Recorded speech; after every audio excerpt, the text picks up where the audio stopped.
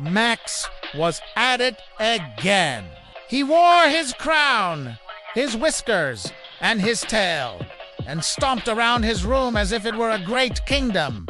He roared, he growled, he waved his royal scepter. But even kings sometimes feel lonely. That night, when the moon was as big as a silver drum, Max heard something unusual. Boom! Boom! Boom! It wasn't his heartbeat. It wasn't thunder. It was coming from far, far away. Max leaned out his window. The air shimmered with golden dust. And oh, what a sight! A path of vines stretched out from the ground, curling and twisting, leading into the distance. And along that path marched the wild things. Their horns gleamed, their eyes sparkled, their furry feet stomped in rhythm. It wasn't just stomping, it was music. Boom! Boom! Clang toot, roar.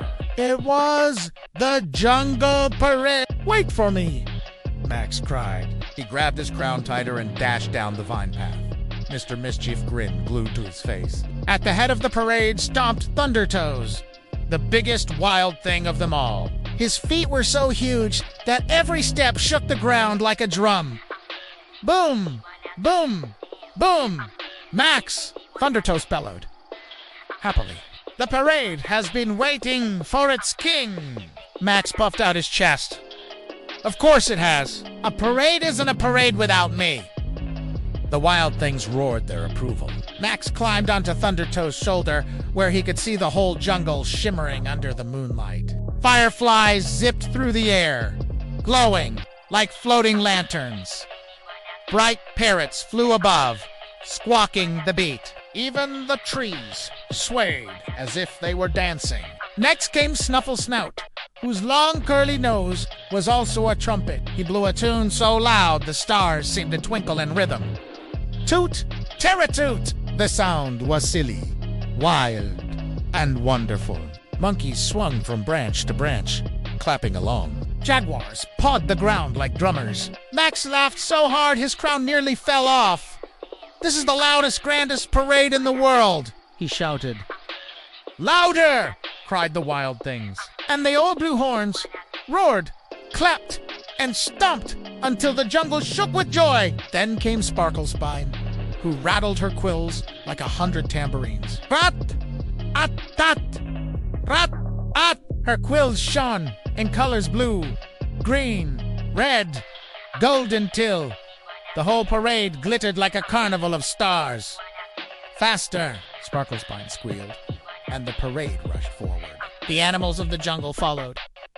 Sloths shaking maracas made of coconuts, toucans blowing whistles carved from bamboo, crocodiles snapping their jaws in rhythm. It was no longer just a parade. It was a festival!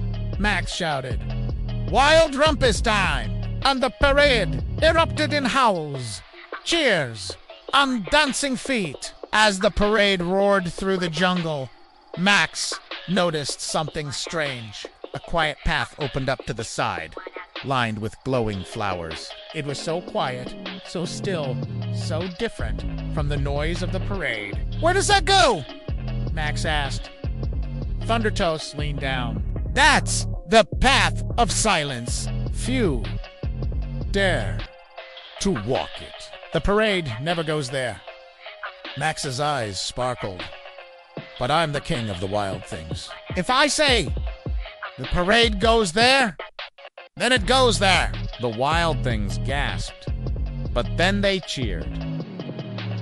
For what's a parade without adventure? The parade tiptoed, yes, tiptoed in to the glowing path. The flowers hummed softly, and the air smelled like honey and rain. The booming drums and tooting horns quieted until only whispers filled the night. At the center of the path stood a tall, silver tree. Its leaves were like tiny bells, chiming softly in the breeze. A voice spoke from the tree. Welcome, little king. You've brought noise. But can you hear the music of silence? Max froze. Silence. He was used to roaring and What music could silence possibly make? He closed his eyes. He listened. At first, he heard nothing. But then no. He noticed things he had never paid attention to. The whisper of leaves brushing each other. The tiny chirp of a cricket. The soft hum of the flowers. Even the sound of his own breathing. Steady and calm. It's like a quiet song, Max whispered. The silver tree chimed gently.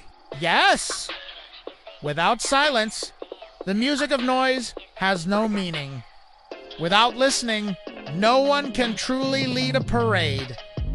Max blinked. He never thought of that before. The wild things bowed their shaggy heads. Even they understood. Snufflesnout put down his trumpet. Sparklespine stopped rattling. Thundertoes stood still. For a moment, the jungle was silent. The moon shone brighter. The stars leaned closer. Then Max lifted his scepter. Wild things, he said. Let's make the grandest parade of Olwen with noise and silence, with roaring and listening. The wild things howled in delight. The jungle cheered. The parade began again, bigger and brighter than before. Now, after every song and every roar, they paused. They listen, nip. And in those moments of silence, they heard the whispers of the jungle, the heartbeat of the earth, the secret music that had always been there. The jungle parade marched until the moon began to sink. The wild things returned to their dens, yawning and smiling. Max climbed down from Thundertoes' shoulder. Thank you for the parade, he said. Thundertoes rumbled. Thank you, King, for teaching us the power of listening. Max's crown glittered proudly. He gave one last roar quiet. This Tie Man stepped onto the vine path that carried him home. Max woke up in his bed, his crown tilted sideways, his scepter lying on the floor. Outside! The world was still, but he could almost hear it, the faintest music of the night. He whispered, Thank you, Jungo. And for the first time, Max didn't feel lonely at all. He felt part of something grand. A parade that would always march, in noise and in silence, across his heart.